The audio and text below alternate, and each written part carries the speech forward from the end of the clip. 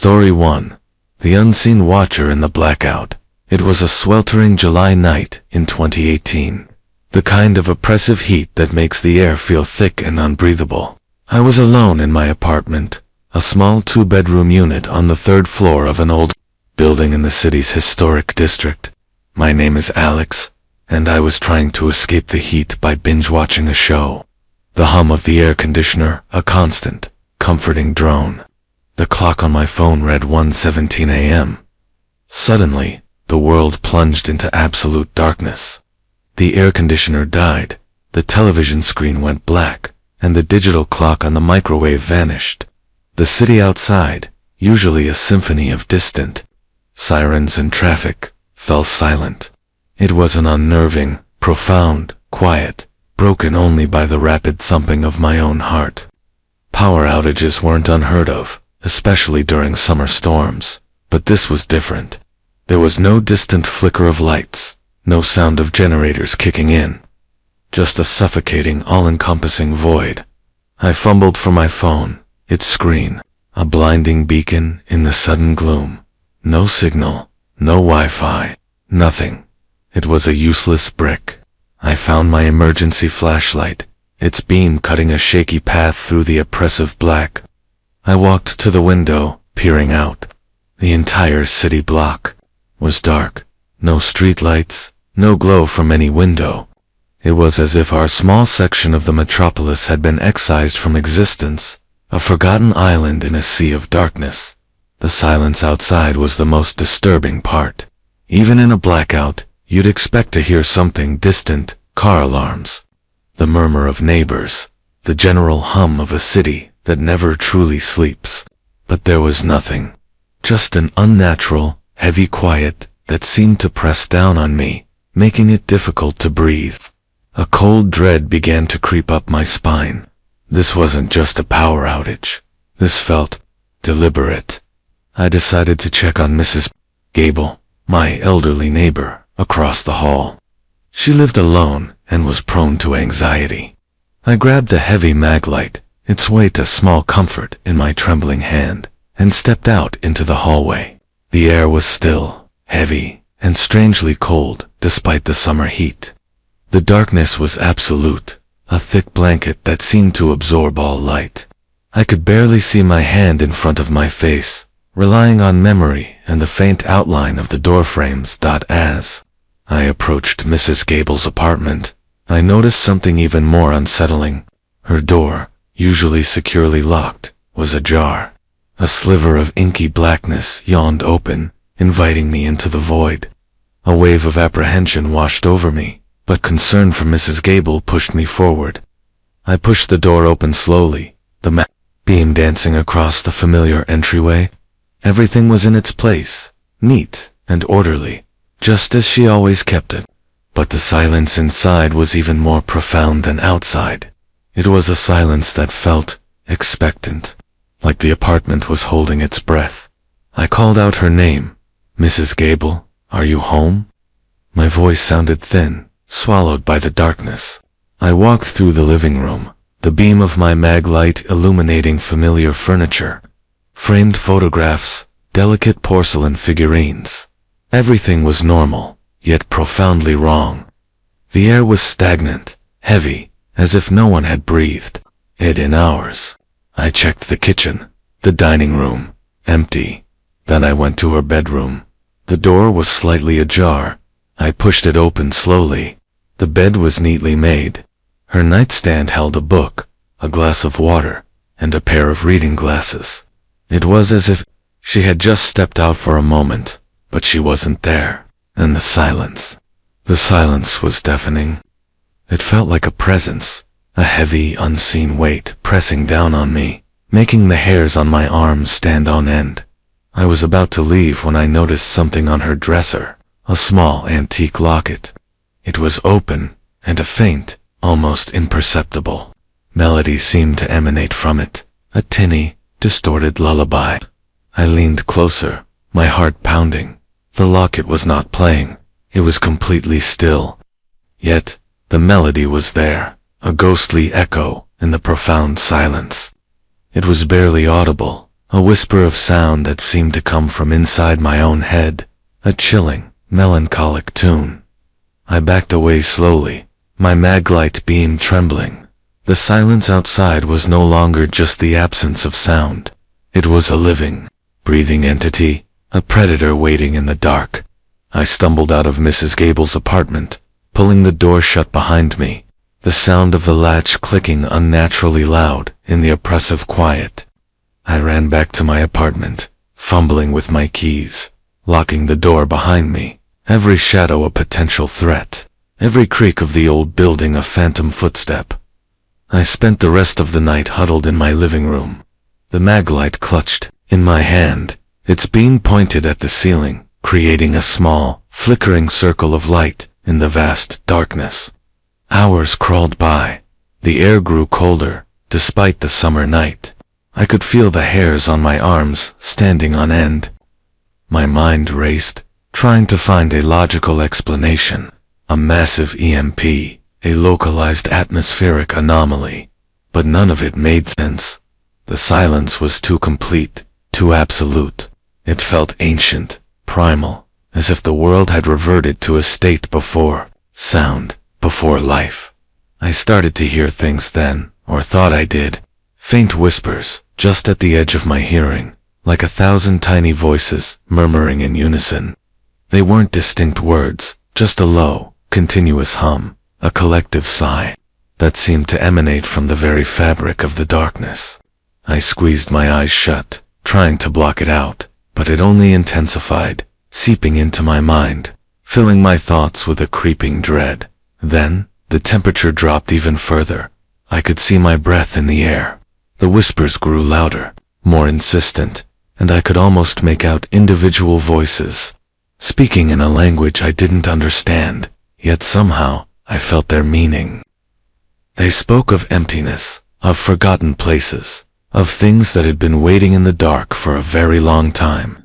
It was a chorus of despair, a symphony of forgotten souls, a chilling lament that resonated deep within my bones. I remember looking out the window, through a tiny gap in the curtains. The moon, usually a bright orb in the night sky, was gone. The stars were gone.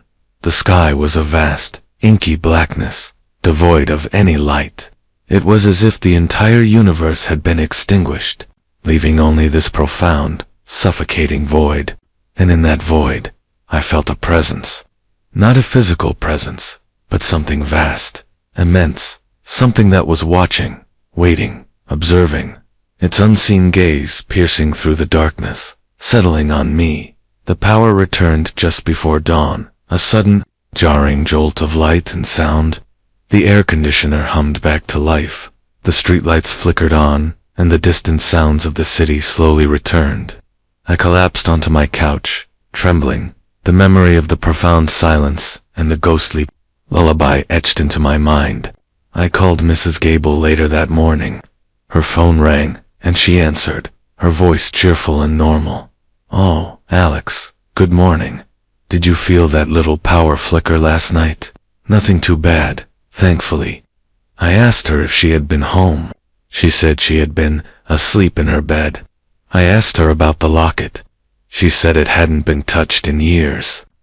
I didn't tell her about the silence, about the ghostly melody, about the profound sense of dread. She wouldn't have understood, but I knew.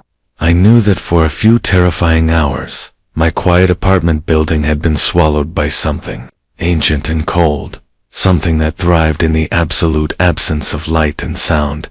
And sometimes, late at night, when the power flickers, I still hear that faint, distorted lullaby. A chilling reminder, oft silence, that once enveloped my world, and the unseen horrors that lurk just beyond the edge of our perception. Story 2. The Voices from the Grid. It was a frigid December night in 2021.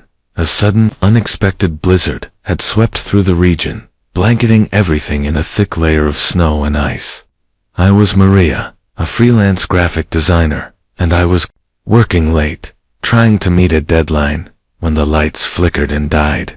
My small, detached house, usually a beacon of warmth and light, was plunged into a biting, echoing darkness.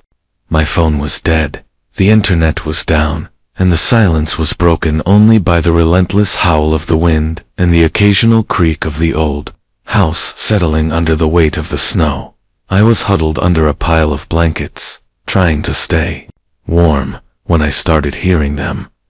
Voices, faint at first, like whispers carried on the wind, but slowly growing clearer. They seemed to come from everywhere and nowhere, echoing through the darkened rooms of my house. I strained my ears, trying to make sense of them. They weren't distinct words, more like a jumble of overlapping conversations, a cacophony of murmurs and hushed tones, a strange, disjointed symphony of human speech. I tried to rationalize it. The wind, perhaps, whistling through a loose window pane, or maybe the old pipes, groaning under the strain of the cold. But the voices were too distinct, too human. I heard laughter, then a sob, a sharp, angry retort, followed by a pleading whisper. It was like listening to a dozen different conversations happening simultaneously, all just beyond the edge of my comprehension, yet strangely compelling, drawing me in. I grabbed my emergency lantern, its weak glow casting long, dancing shadows. I crept to the living room window, pressing my ear against the cold glass. The voices were louder now, just outside my house, as if a crowd had gathered in the snow-covered yard. I heard footsteps, shuffling, dragging. And then, a distinct, chilling sound, a low, guttural growl, followed by a sharp, wet, tearing sound. My blood ran cold. This wasn't the wind. This wasn't the pipes. This was something else entirely. I backed away from the window, my heart hammering against my ribs. I tried to think, what could it be? My neighbors. But why would they be having such strange, unsettling conversations, in the dark, in a blizzard? And that growl, it sounded animalistic, primal. I pressed myself against the wall, listening, my breath held captive in my lungs. The voices continued, a relentless, disorienting chorus. They seemed to swirl around my house, seeping through the walls, through the floor, through the ceiling, a pervasive, inescapable presence. Then, a new sound emerged, a scratching, faint at first, then growing louder, more insistent. It seemed to be coming from inside my house. I spun around, shining my lantern wildly around the room. Nothing. The scratching continued, a rhythmic scraping sound, like claws on wood, or perhaps, something far more sinister. It was coming from the attic access panel in the ceiling. My attic, the one I hadn't opened in years. I stood frozen, paralyzed by fear. The voices outside intensified, a swirling vortex of sound, a maddening chorus that threatened to overwhelm my senses. The scratching grew louder, more frantic. I could hear something moving inside the attic, something heavy, something dragging itself across the floor, directly above my head. I wanted to scream, but no sound escaped my throat. My mind raced, trying to find a logical explanation. A squirrel, a raccoon, but the sounds were too large, too deliberate, too human. Suddenly, the scratching stopped. The voices outside faded, replaced by a profound, echoing silence. I stood there, trembling, my lantern beam shaking uncontrollably. Then, a low, raspy whisper, right next to my ear, so close I could feel the cold breath on my skin. "We're here, Maria," I screamed. A raw, primal scream that tore through the silence, echoing through the darkened house. I stumbled backward, tripping over my own feet, falling to the floor. My lantern clattered away, plunging the room back into absolute darkness. I scrambled to my feet, blindly fumbling for the door, desperate to escape. I threw it open, bursting into the yard, my eyes wide with terror. The yard was empty. No crowd, no shuffling footsteps, no growling, just the swirling snow and the relentless wind. I stood there, panting, my mind reeling. Had I imagined it all? The voices, the scratching, the whisper, but the fear was too real, too visceral. I stumbled back into my house, slammed the door shut, and barricaded it with everything I could find, every piece of furniture, every heavy object. The power returned with a sudden, blinding flash, followed by the familiar hum of electricity. The lights flickered on, revealing my disheveled house, the overturned furniture, the scattered blankets. I stood there, trembling. The memory of the voices, the scratching, and that chilling whisper burned into my mind. I never told anyone what happened that night. They wouldn't have believed me. They would have said it was the isolation, the cold, the fear playing tricks on my mind, a byproduct of the blizzard. But I knew that for a few terrifying hours, in the absolute darkness of a power outage, I had not been alone.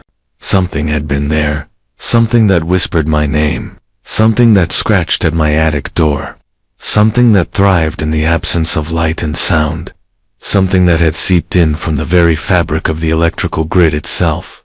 And sometimes, when the lights flicker, or the wind howls outside, I still hear those faint, overlapping voices, a chilling reminder of the night I was trapped with the unseen, the unheard, the things that lurk just beyond the edge of our perception.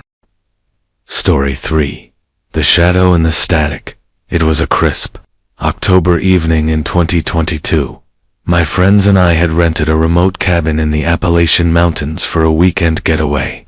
Miles from the nearest town, a place designed for disconnecting from the digital world. The idea was to escape the constant noise of the city, to immerse ourselves in nature.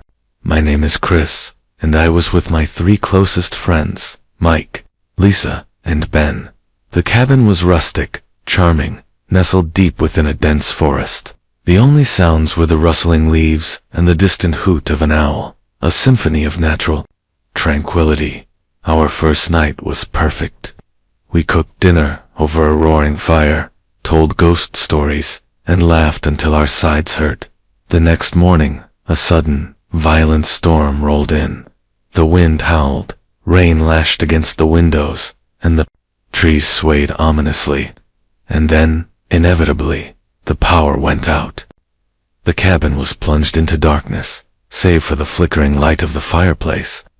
We lit candles, pulled out board games, and tried to make the best of it. It was cozy, almost idyllic at first, a perfect setting for a rustic retreat. As the hours passed, and the storm showed no signs of abating, a subtle shift occurred. The coziness began to morph into isolation. The flickering shadows cast by the candles seemed to dance with a life of their own, transforming familiar objects into grotesque shapes. The wind outside sounded less like a storm and more like a mournful wail, a lament carried on the cold air. We started to get on each other's nerves, small arguments flaring up over trivial things. The forced intimacy of the darkness began to fray our nerves, revealing the raw edges of our personalities. I was in the kitchen, trying to find some more firewood, when I saw it. A shadow. Not a shadow cast by the fire, but a deeper, darker shadow, clinging to the wall in the corner of the room. It was too distinct, too solid to be a trick of the light. It was shaped like a human figure, tall and slender, but it seemed to absorb the light rather than reflect it, a void in the already profound darkness. I blinked, and it was gone. I shook my head, dismissing it as a trick of my tired eyes, a figment of my imagination, fueled by the isolation and the darkness, a product of my own frayed nerves. But then, I saw it again. In the hallway, just for a fleeting moment, a dark, elongated shape darting from one patch of shadow to another. My heart began to pound. I didn't say anything to my friends. I didn't want to sound crazy, to break the fragile peace that still existed between us. But I started to watch, to scan the periphery of my vision, searching for the elusive shadow. My senses heightened, every nerve on edge. It became a game, a terrifying, silent game. The shadow would appear and disappear, always just out of direct sight, always in the darkest corners of the cabin. It never made a sound. It never seemed to move with any discernible pattern. It was just there, a silent, watchful presence, a blot on the canvas of our forced isolation, a constant, unsettling reminder that we were not alone. My friends, oblivious, continued their board game, their laughter echoing unnaturally loud in the oppressive quiet, a stark contrast to the growing dread within me. As night fell, the storm intensified. The wind howled like a banshee, rattling the windows, threatening to tear the roof off the cabin. The candles flickered wildly, casting grotesque, dancing shadows that seemed to mock my sanity, to twist reality into something unrecognizable. I was on edge, every nerve screaming, my eyes darting from one dark corner to another, searching for the shadow. I felt its presence, a cold, heavy weight in the room, even when I couldn't see it. A palpable chill that seeped into my bones. Then, Mike screamed. A short, sharp, guttural sound that was abruptly cut off, swallowed by the howling wind. We all froze. The board game pieces scattered across the table, a chaotic mess. "Mike," Lisa whispered, her voice trembling, barely audible above the storm. No answer. We grabbed our flashlights, their weak beams cutting through the oppressive darkness. We found him in the corner of the living room, slumped against the wall, his eyes wide with terror, his mouth agape in a silent scream. There was no visible injury, no sign of struggle. He was just gone. His eyes were fixed on the corner, where I had first seen the shadow, a silent testament to the horror he had witnessed. Lisa started to cry, a low guttural sob that tore through the silence. Ben, usually the most composed of us, was pale, his hands shaking uncontrollably. I knew, we all knew, it wasn't the storm, it wasn't the isolation, it was the shadow. It had finally revealed itself, and it had taken Mike, leaving behind only a shell of the man he once was. We spent the rest of the night, huddled together, our flashlights pointed at the darkest corners of the room, our eyes wide with terror. Every shadow a potential threat. Every creak of the cabin, every gust of wind, sent a jolt of fear through us. We saw it then, too. The shadow. It was larger now, more defined, a towering, silent figure that seemed to fill the room. Its form shifting and swirling in the flickering candlelight, a monstrous entity that defied all logic and reason. It never moved towards us directly. It just watched, a silent, patient predator, waiting for its next victim, its unseen gaze burning into our very souls. The storm finally broke just before dawn. The first rays of sunlight pierced through the heavy clouds, illuminating the cabin. The shadow was gone. We stumbled out of the cabin, leaving everything behind, not caring about our belongings, only about escaping the pervasive dread that clung to the very air. We ran through the muddy forest, not stopping until we reached the nearest town, where we found a working phone and called for help, our voices hoarse from screaming, our bodies trembling with residual fear. The police investigated. They found Mike's body, still slumped against the wall, his eyes wide with terror. The official cause of death was listed as a heart attack, brought on by extreme stress. They found no evidence of foul play, no signs of a struggle. They dismissed our story of the shadow as a hallucination, a collective delusion brought on by fear and isolation. A convenient explanation for something they couldn't comprehend. But we knew what we had seen.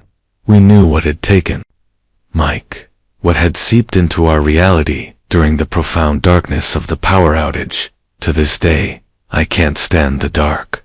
Every power outage, every flickering light, sends me into a cold sweat. I see the shadow in the corner of my eye, a fleeting glimpse of a deeper darkness, a reminder of the malevolent presence that once stalked us. And sometimes, when the wind howls, I hear Mike's silent scream, a chilling reminder of the night we were trapped with an unseen entity, a silent predator that thrived in the absolute absence of light and sound. The power outage wasn't just an inconvenience. It was a portal. A momentary tear in the fabric of reality that allowed something ancient and malevolent to step through, leaving behind only fear and echoing unexplained death. The static on the radio, the sudden silence of the forest, the flickering candlelight, they were all part of a larger, more terrifying picture. A glimpse into a world where the lines between reality and nightmare blurred, leaving us forever changed by the darkness that had consumed us. Asterisk.